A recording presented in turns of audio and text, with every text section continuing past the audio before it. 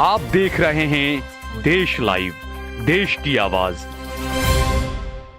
अगर human values नहीं है, ह्यूमैनिटी नहीं है, ह्यूमन राइट्स नहीं है, फिर तो वो डेमोक्रेसी है ही नहीं। और इसलिए जब आप डेमोक्रेसी कहते हैं, जब डेमोक्रेसी को स्वीकार करते हैं और जब हम डेमोक्रेसी को लेकर के जीते हैं, तब डिस्क्रिमिनेशन का कोई सवाल ही नहीं उठता है। और इसलिए भारत सबका साथ, सबका विकास, सबका विश्वास, सबका प्रयास, उन मूलभूत सिद्धांतों को लेकर के, और इसलिए हम चलते हैं।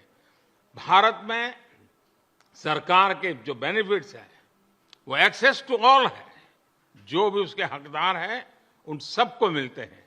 इसलिए भारत के लोकतांत्रिक मूल्यों में कोई भेदभाव नहीं है, न धर्म के आधार पर, न जाति के आधार पर, न उम्र के आधार पर, न भूभाग के आधार पर। देश के प्रधानमंत्री अमेरिका में कहते हैं कि डिस्क्रिमिनेशन नहीं होता है, तो फिर मणिपुर में 300 चर्चेस को जला दिया गया। बताइए वो क्या है? डिस्क्रिमिनेशन नहीं तो क्या है? मणिपुर में एक डीजीपी जो क्रिश्चियन कम्युनिटी के थे, ट्राइबल थे, उनको आप हटा दिए। वो डिस्क्रिमिनेशन नहीं है तो क्या है? बताइए आप। खुला डिस्क्रिमिनेशन है ये। और ऊपर से आप यूनिफॉर्म सिविल कोड की आप बात करते हैं। नहीं इसलिए कि वो जब इंडिया को आए थे तो प्रधानमंत्री ने उनका वेलकम किया था ना। प्रधानमंत्री ने वो मशहूर सूट पहनकर उनको अपने हाथों से चाय पिलाई। प्रधानमंत्री ने बड़ी तारीफ की उनकी। कई हमने जॉइंट स्टेटमेंट या एग्रीमेंट्स हमने साइन किए। अब जब एक यूएस का एक्स प्रेसिडेंट भारत के ताल्लुक से ये कह रहा है, तो फिर उस पर तो सरकार को सोचना चाहिए। और फिर प्रधानमंत्री जब डिस्क्रिमिनेशन नहीं होता की बात कर रहे हैं, फिर मणिपुर में क्या हो रहा है? 300 चर्चेस को जला दिया गया। जो ट्राइबल लोग क्रिश्चियन कम्युनिटी के हैं वो कम से कम 25-30 हजार डिस्प्लेस हो चुके हैं। अभी तक मणिपुर जल रहा है।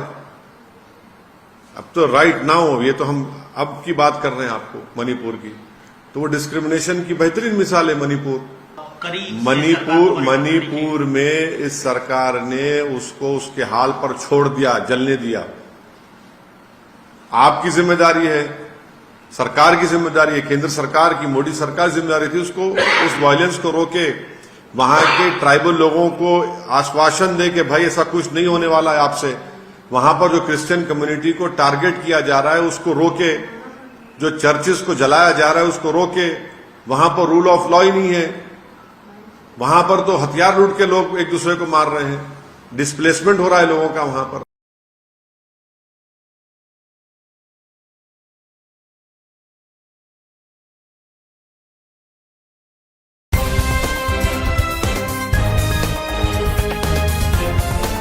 देश और दुनिया की तमाम छोटी और बड़ी खबरों के लिए हमारे चैनल को सब्सक्राइब करना न भूलें और बेल का बटन जरूर दबाएं।